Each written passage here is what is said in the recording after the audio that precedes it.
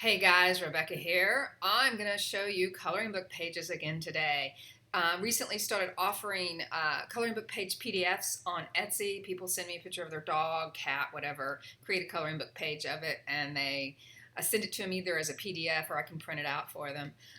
Somebody recently hired me to do a woolly mammoth for their parks department.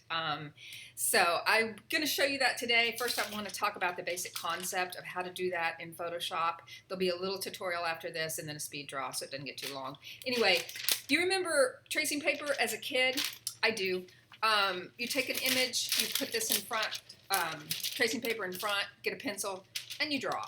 Same basic concept in Photoshop. What we do is we have our subject, our referral image at the bottom of the layers. Then we create a layer, throw in white, reduce the opacity down on that white. It becomes a sheet of tracing paper. Another layer on top, that's your drawing layer, and you just start drawing. So I'm going to show you that brief little tutorial, and if you need me to do your dog or cat, check me out on Etsy. I will do a link below on that.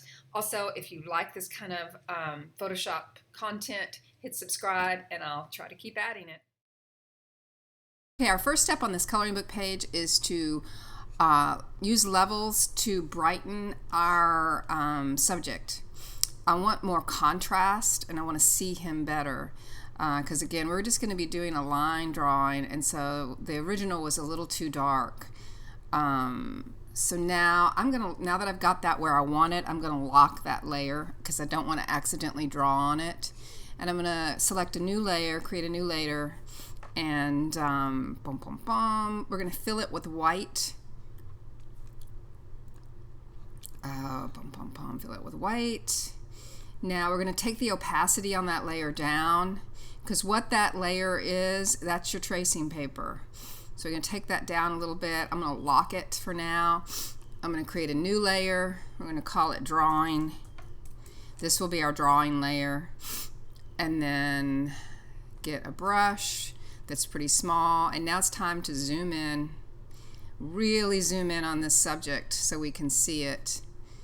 And with a very small brush, that's too big. Maybe that's better. Yeah. The very small brush, I'm just going to start sketching along the outline of the sky. And this is going to be a coloring book page, so it doesn't have to be, you know, super detailed. We want to get a feeling for the hair. And we just go along, choosing which lines to include. I'll go on the inside here and get that ear in.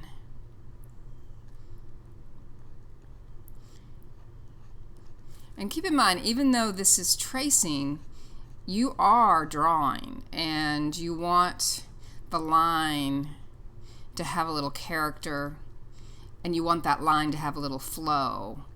You don't want it to look too stiff and traced, really. I mean, you want to get a little bit of movement in the line, a little bit of your own handiwork in there. So I'm going to speed this up and you can see the full drawing.